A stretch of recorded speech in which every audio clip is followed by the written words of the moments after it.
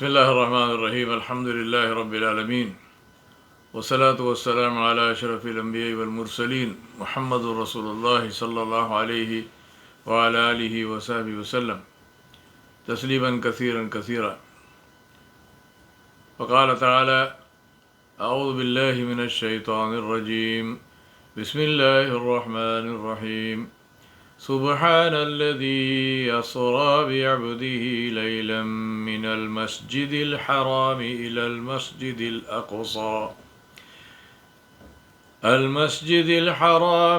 المسجد الأقصى الذي باركنا حوله لنريه من آياتنا إنه هو السميع البصير. Glorified and exalted be He, Allah subhanahu wa ta'ala, above all the evil that associate with Him, who took His slave Muhammad sallallahu alayhi wa alihi wa sahbihi wa sallam for a journey by night from Al-Masjid Al-Haram in Mecca to Masjid Al-Aqsa in Jerusalem, the neighborhood of which, the surrounding of which we have blessed, in order that we may show Muhammad sallallahu alayhi wasallam our signs, our ayat. Verily, He, Allah subhanahu wa ta'ala, is all hearer, all seer. In a hadith narrated by Malik bin Sa'sa radiyallahu anhu, Rasulullah sallallahu alayhi wa alihi wa sallam said, while I was at the Kaaba in a state midway between sleep and wakefulness, an angel recognized me as the man lying between two men. Rasulullah sallallahu alaihi wasallam was sleeping and was half asleep, dozing, and on one side of him was Hamza bin Abdul Muttalib radiyallahu anhu, his uncle, and on the other side was Ja'far bin Abi Talib radiyallahu anhu, his cousin.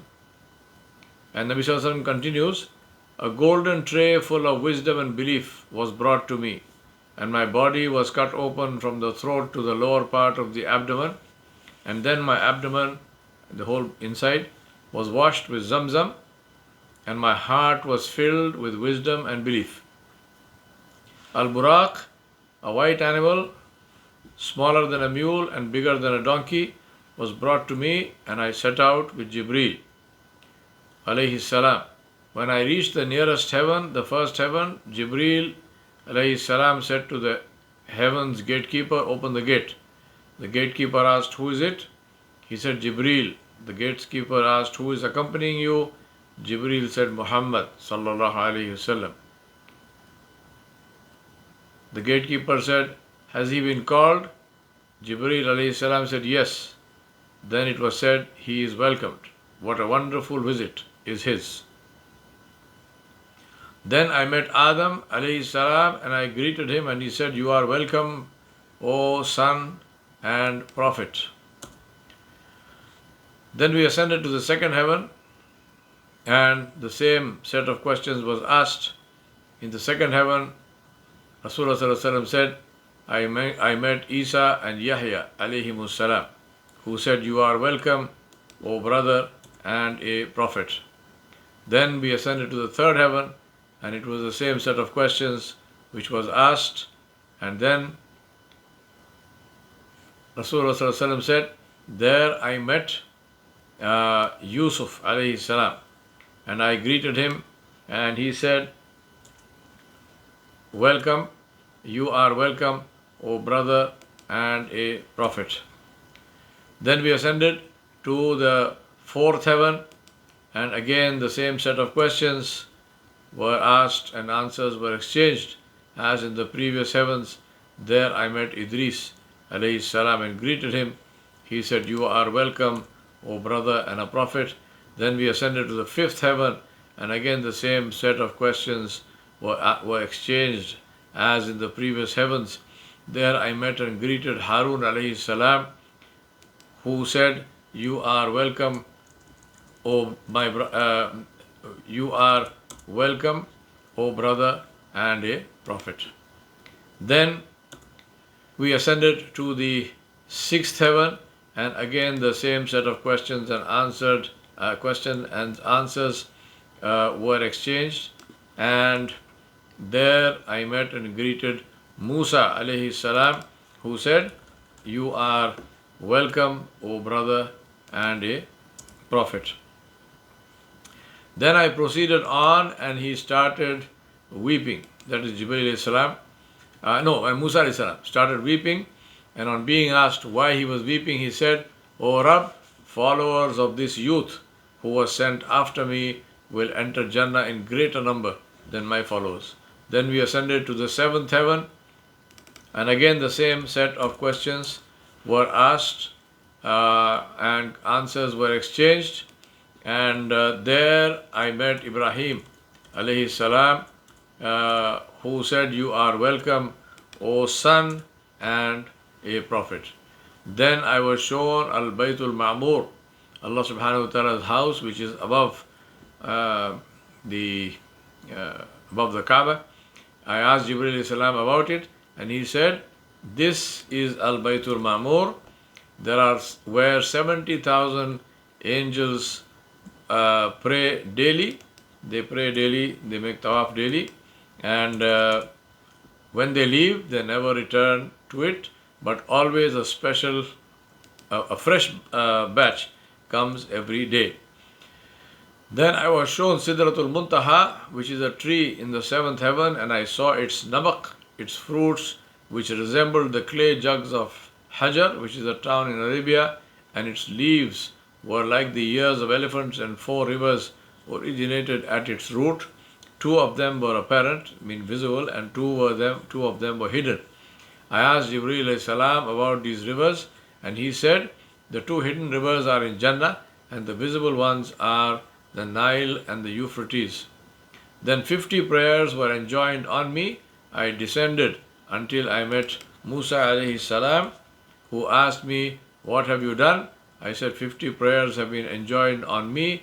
He said, "I know the people better than you, because I had the hardest experience to bring Bani Israel to obedience. Your followers cannot put up with such obligation, so return to your Rabb and request him to reduce the number of prayers." Rasulullah sallallahu alaihi wasallam said, I returned and requested Allah subhanahu wa ta'ala for a reduction, and he made it 40. I returned and met Musa alayhi salam, and the same thing, same discussion happened. And then I returned to Allah subhanahu wa ta'ala for reduction and made it 30, then 20, then 10. And then I came to Musa alayhi salam, who repeated the same advice, and ultimately Allah subhanahu wa ta'ala reduced it to 5. When I came to Musa alayhi salam again, he said, "What have you done?"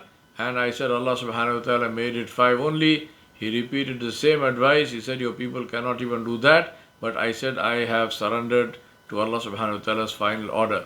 Allah subhanahu wa ta'ala, the Rasul sallallahu alaihi wasallam, was addressed by Allah, who said, "I have decreed my obligation and have reduced the burden on my slaves, and I will reward for a single good deed as if it were 10 good deeds." Now this is a Sahih Hadith in Bukhari. Now there are many hadiths concerning Isra wal Miraj, of how Rasulullah sallallahu alaihi wasallam went, as I mentioned before, and how Allah subhanahu wa ta'ala mentioned in the Quran from Makkah to Jerusalem, where he led Salah for all the previous prophets, and from there he ascended, and the ascension is mentioned in this hadith. The month of Rajab is most famous for the incident of the night journey of the Isra wal Miraj, the night journey and the ascension, which we know as Al Isra wal Miraj. The exact date of the journey is unknown. However, all Islamic scholars agree that it took place in the month of Rajab.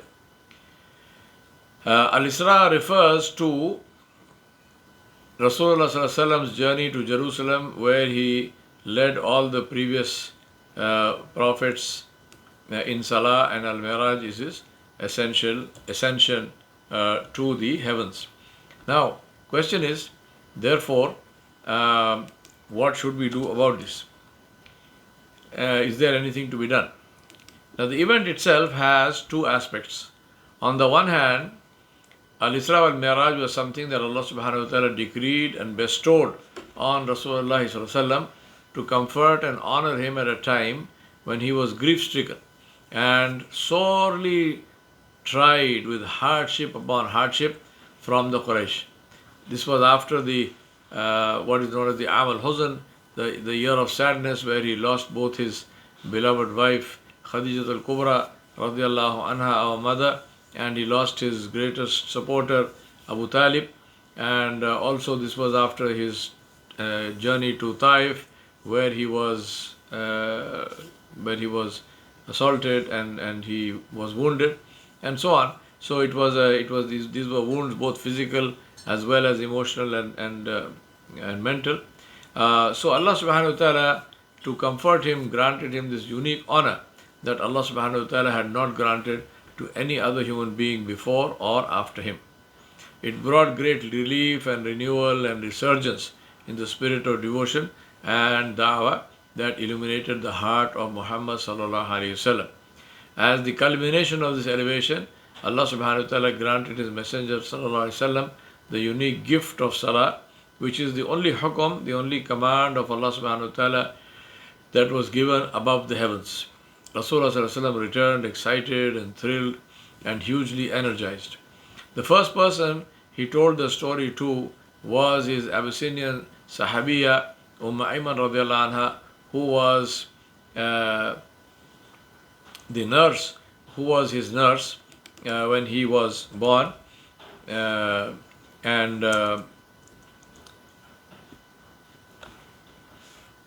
she was the only person who was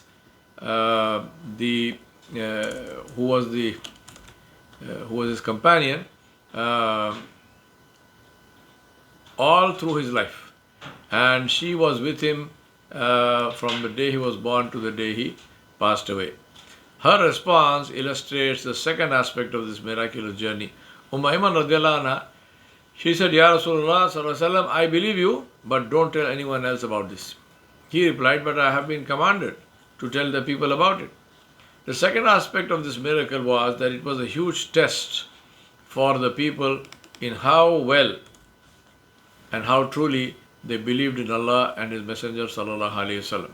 When Abu Jahl heard that Rasulullah sallallahu alaihi wasallam was claiming to have gone from Makkah to Jerusalem and up into the heavens, he came running to Rasulullah sallallahu alaihi wasallam and asked him to narrate the story. When Rasulullah sallallahu alaihi wasallam finished telling him the story, Abu Jahl was delighted, and he said, I want to bring my friends to listen to you. Will you tell the same story or will you change it? Rasulullah sallallahu alaihi wasallam said, I will tell you the same story. This is the truth.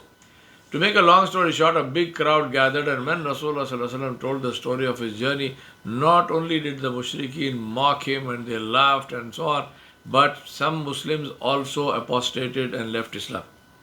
Which brings me to the best of them, As-Siddiq al-Akbar, Abu Bakr radiallahu anhu.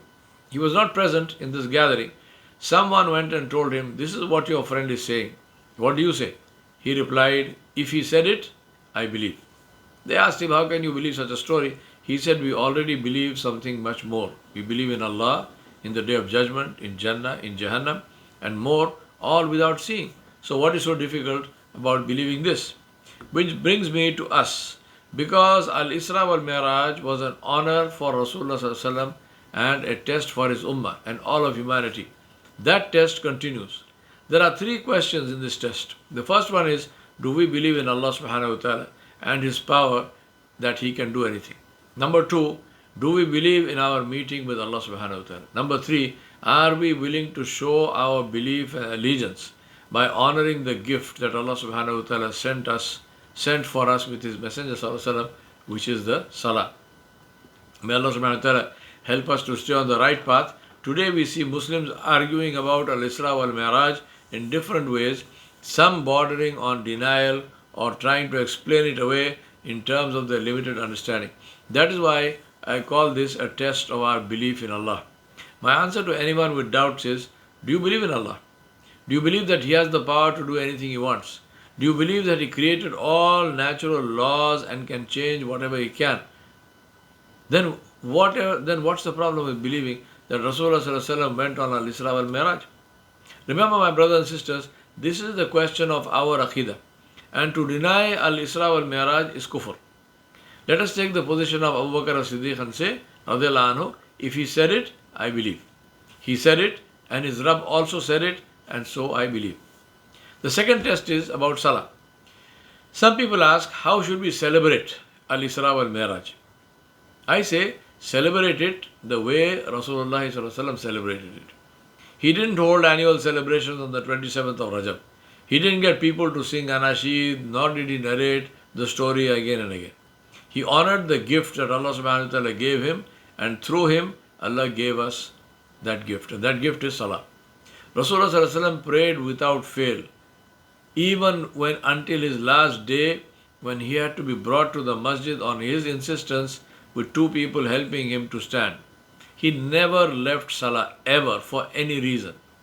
That is the way to celebrate Al-Isra wal-Mi'raj, by holding fast to the honored gift that Allah subhanahu wa ta'ala sent us.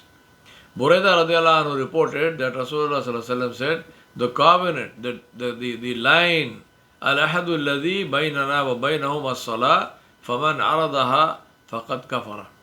Faman tarakaha faqad kafara. The covenant that differentiates between us and them is the Salah, is the prayer. So whoever abandons it, whoever leaves it, has committed unbelief, has committed disbelief, has left Islam. This is in Sunan Tirmidhi. Then Jabir radiallahu anhu reported that Rasulullah sallallahu alaihi wasallam said, verily, between a man and idolatry, between a man and shirk and unbelief and disbelief, which is kufr, is abandoning the Salah. And this is Sahih Muslim. Abu Darda al-Ansari radiallahu anhu, he said, my friend Muhammad sallallahu alaihi wasallam gave me the following advice. He said, even if you are chopped up and burnt, do not associate partners with Allah. And do not miss your fard Salah deliberately. Allah subhanahu wa ta'ala will remove His protection from a person who misses his fard Salah deliberately. And this is in Musnad Imam Ahmad and Ibn Majah and Bayhaqi. Abdullah bin Qurt radiallahu anhu said that Rasulullah sallallahu alaihi wasallam said, on the day of judgment, a slave will be questioned about his prayers, about his Salah first. If his Salah is good, if his prayers are good, his other deeds will also be good. If his prayers are bad, his other deeds will also be bad. And this is in Tabarani. Rasulullah sallallahu alaihi wasallam said, Allah subhanahu wa ta'ala has obligated 5 prayers. Whoever excellently performs his wudu, the ablutions, and prays these salahs at the correct time, completes his ruku and sujood and khushu, has a promise from Allah subhanahu wa ta'ala that He will forgive him. And whoever does not do that has no such promise. Allah may forgive him or punish him. And this is in Muwatta Imam Malik, Musnad Imam Ahmad, Abi Dawood, and others. My brothers and sisters, in conclusion, I remind myself and you that Salah is not a burden. Salah is not a burden. It is not a tedious duty to be performed and finished with. It is our bond with Allah subhanahu wa ta'ala. It is our covenant with Him which reinforces our relationship with Him. Salah is a tool. It is a weapon. It is the greatest resource we have. Allah subhanahu wa ta'ala said, Ista'inu bis sabri was salah. Take the help of sabr and salah. Inna Allah ma'a sabirin. Allah subhanahu wa ta'ala is with the people who have sabr. Ya ayyuhalladhina amanu ista'inu bis sabri was salah. Inna Allah ma'a sabirin. In Surah Al-Baqarah, Allah subhanahu wa ta'ala gave us salah as a tool, as a great resource to use. Let us honor it and let us use it.